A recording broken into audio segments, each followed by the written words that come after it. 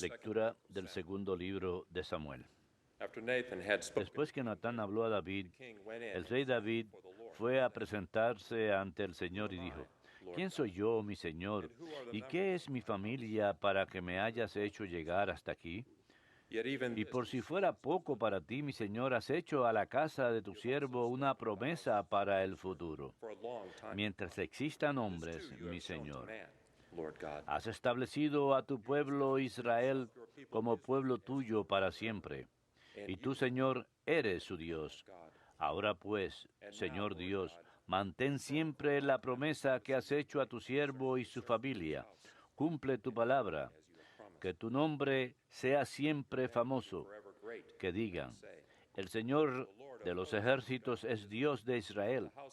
Y que la casa de David permanezca en tu presencia. Tú, Señor de los ejércitos, Dios de Israel, has hecho a tu siervo esta revelación: te edificaré una casa.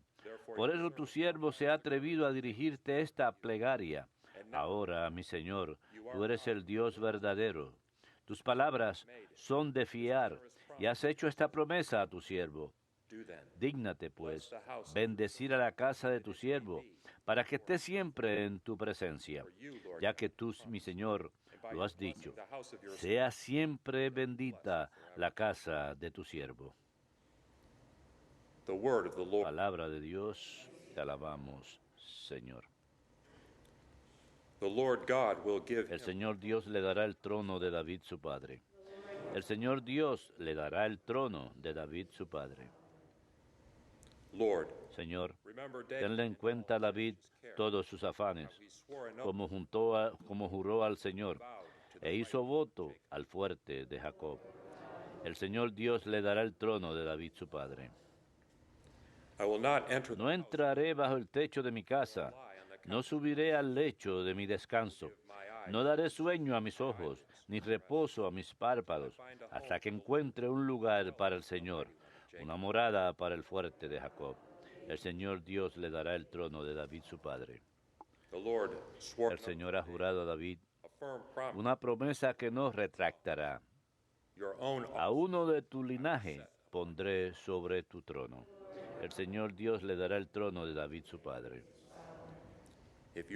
Si tus hijos guardan mi alianza y los mandatos que les enseño, también sus hijos por siempre se sentarán sobre tu trono. El Señor Dios le dará el trono de David su padre. Porque el Señor ha elegido a Sión, ha deseado vivir en ella. Esta es la mansión por siempre. Aquí viviré porque la deseo. El Señor Dios le dará el trono de David su padre.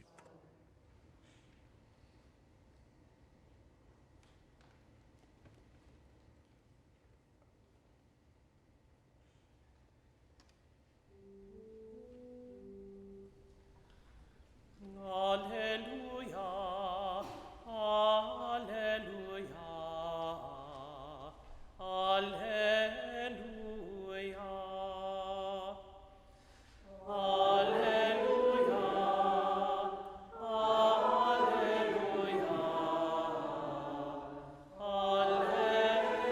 alleluia. A lamp to my feet is your word. Señor, tu palabra es tierra para mis pies, luz para mi camino.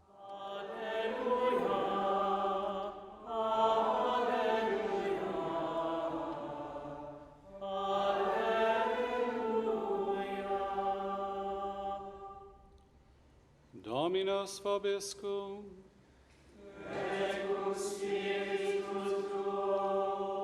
Lectio Sancti Evangelii secundum Marcum.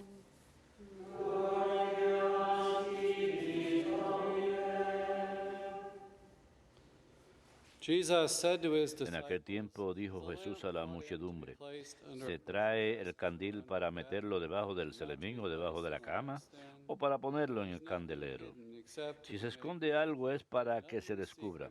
Si algo se hace a ocultas es para que salga a la luz. El que tenga oídos para oír, que oiga.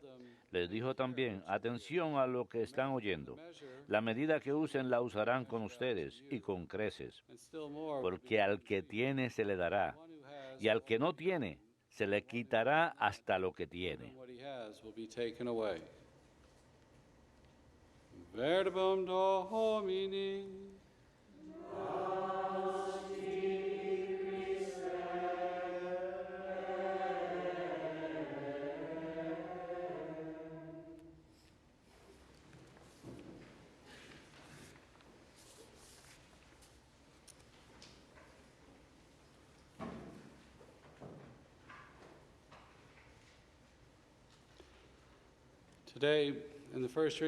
Hoy, en la primera lectura del segundo libro de Samuel, tenemos la continuación de ayer.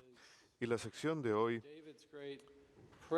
se trata de la gran oración de David a Dios en agradecimiento. Ayer leímos lo que Natán el profeta le había dicho, y tu casa y tu reino durarán para siempre, tu trono quedará establecido para siempre.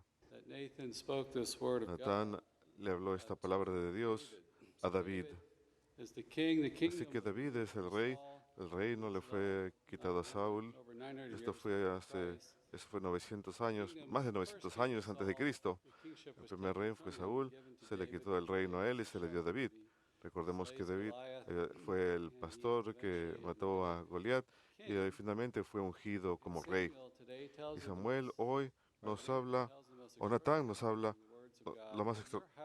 las palabras de Dios, que tu casa y tu reino durarán para siempre ante mí, tu trono se establecerá para siempre, y este reino no tendrá fin. Inmediatamente al leer esto uno piensa en las palabras dirigidas a María en la Anunciación. Cuando Gabriel describe lo que su hijo será, le dice, él será grande, será llamado Hijo del Altísimo, y el Señor Dios le dará el trono de su padre David, y reinará sobre la casa de Jacob para siempre, y su reino no tendrá fin. Así que esta es la promesa del Evangelio, que David, así como su reino terrenal no tendrá fin, Dios le está diciendo algo incluso mayor que esto, que será eterno en Jesucristo, que su reino se cumplirá en Jesucristo. Y el Evangelio siempre nos da algo más, lo inesperado. Dios pleno, participación en su vida, lo cual es más de lo que podemos esperar. Y David tiene esta gran oración de agradecimiento. Él no sabe lo que Dios va a hacer al final a través de su reino, porque Jesús es descendiente de David. Así que el Evangelio nos dice, al que tiene más se le dará más, y al que no tiene, todo lo que tiene, lo poco que tiene le será quitado. Esta fe, esta participación en la vida de Dios es llevado a su realización en Jesucristo, que es la perfección de todas las cosas. En la Anunciación, Él dice, el trono de tu padre David reinará sobre la casa de Jacob. Recordemos que Abraham, padre de Isaac, Isaac padre de Jacob, Jacob es el padre de las 12 tribus, así que tenemos la casa de Jacob, es una expresión de todo Israel, de las 12 tribus. Y sabemos que el reino queda dividido después del rey Salomón, el hijo de David. Y en el año 700 a.C., los reinos del norte son invadidos por los asirios. 10 de las 12 tribus se pierden, quedan dispersas, y hay un reino del sur que fue invadido 500 años antes de Cristo y llevado en cautiverio a Babilonia, y son restaurados. Pero por supuesto un número de ellos quedan dispersos en el proceso. Y cuando son regresados, el reino queda interrumpido. Así que durante más de 500 años antes de la venida de Jesús, no hay verdadero rey de Israel. Están esperando con anhelo y esperanza. Recordemos los apóstoles en la ascensión. Preguntan, el reino será restaurado, es parte de su expectación, de la profecía. Y están pensando en el sentido terrenal, pero sabemos que se cumple perfectamente en Jesús. Él viene, algunas de sus primeras palabras son: crean y arrepiéntanse, el reino de Dios está cerca, que Él ha venido a establecer ese reino, y ese reino está presente en Él, en misterio, está presente en nosotros hoy en la iglesia. Es una semilla que crece, la iglesia es la semilla, como dice el Vaticano II, de ese reino. Hay una relación misteriosa ahí. El reino que Cristo estableció está en la iglesia en forma de semilla, a través de su vida sacramental, sus enseñanzas y proclamación del Evangelio, a través de la vida de santidad que vemos en los santos. Vemos vistazos de la plenitud de ese reino, pero sabemos que al final de los tiempos Jesús vendrá en gloria a ofrecer ese reino a su Padre, que ese reino es ofrecido a su Padre. Así pues, Jesús restaura toda Israel. Recordemos que Él proviene del norte, de Nazaret. En Adviento tenemos lecturas que se refieren a esta como una tierra de oscuridad que ve una gran luz. Y se trata de Jesús. Y esto es señal para todos nosotros de que Jesús está restaurando lo que había estado roto en la humanidad. El pecado original, el pecado posterior. Y esta imagen se ve reflejada en el Antiguo Testamento judío, en el reino de la alianza. Y Jesús ha venido a restaurar todo lo que mediante la fe. No hace falta que tengamos linaje judío, sino que por fe podemos pertenecer a este reino que Él nos ofrece. Por fe, al creer en Él como Hijo de Dios, podemos tener las bendiciones de este reino. Dios lo ha hecho. Dios nos ha ofrecido perdón. Él lo ha hecho. Y creo que eso es lo que le da a David, lo inspira a esta gran oración. En el leccionario de hoy incluso hay algunos versículos excluidos, pero cuando uno se da cuenta de lo que Dios ha hecho por nosotros, nos llena de humildad. Nos damos cuenta que nosotros no lo logramos, que lo hizo Dios y que somos indignos. Así que David dijo, has establecido a tu pueblo Israel como tuyo para siempre. Y por tu bendición, Señor, la casa de tu siervo quedará bendecida para siempre. Son prefiguraciones de que para siempre la vida eterna, de que Dios va a hacer esto por nosotros a través de Jesucristo. Tú te has establecido, dice él, por nosotros. David dice en su oración, ¿quién soy yo, Señor Dios, y quiénes son los miembros de mi casa para que me traigas a este punto? Él fue escogido como pastor para ser rey, pero sus hermanos habían sido ofrecidos primero, pero Dios tomó su decisión al elegirlo. Y él dice con humildad, David, que es modelo de oración, escribiendo algunos de los salmos y rezando por Israel, ¿quién soy yo, Señor Dios? ¿Y qué es mi familia para que me hayas hecho llegar hasta aquí? Sabemos que David tenía sus defectos y pecados, pero es un hombre con un corazón similar al de Dios, porque nunca busca adorar los ídolos paganos. Muchos después de él habían caído en la idolatría, pero el corazón de David nunca abandona ese enfoque en Dios, esa fe en el Dios de Israel. Es pecador, derrama mucha sangre. Él no es el que habría de construir el templo.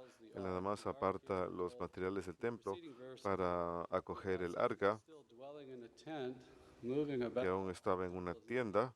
El templo todavía no había sido construido, pero él ni siquiera es el que lo construye. Y vemos su gran humildad, y nuevamente creo que reconoce que Dios es el que hace las cosas. Hace poco Un misionero laico me dijo que las dos preguntas más importantes que tenemos en la vida son ¿quién soy yo? ¿Y quién eres tú, Señor? ¿Quién eres tú, Señor? Y como cristianos podemos decir eso. ¿Quién eres tú, Señor, para hacer y ofrecernos cosas tan grandes, por hacer cosas tan grandes por nosotros? ¿Quién soy yo? Hemos sido creados por Dios a su imagen y semejanza. Hemos pecado, hemos caído, necesitamos la gracia y somos renovados en Jesucristo, miembros de su cuerpo, hijos adoptivos por la gracia. Se nos ofrece la vida eterna. Estamos llamados a estar con el Señor para siempre. Estamos unidos a Dios y su reino mediante la fe.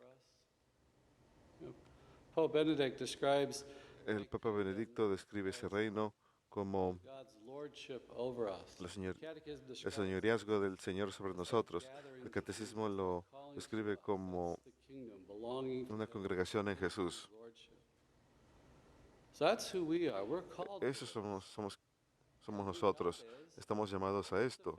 Y Dios es el que es fiel y cumple sus promesas. Nos está llamando, está estableciendo su reino en Jesucristo, del cual no habrá fin. Será el reino eterno y nos está ofreciendo su señoreazgo, ese vínculo familiar de la familia de Dios, de manera que pertenezcamos a Él. Él es el que realiza esta gran obra. Mediante la fe podemos compartir en ella. Mediante la fe nos es ofrecido y a través de nuestra vida en la iglesia, la vida sacramental, puede aumentar nuestra santidad y podemos experimentar este señoreazgo sobre nosotros.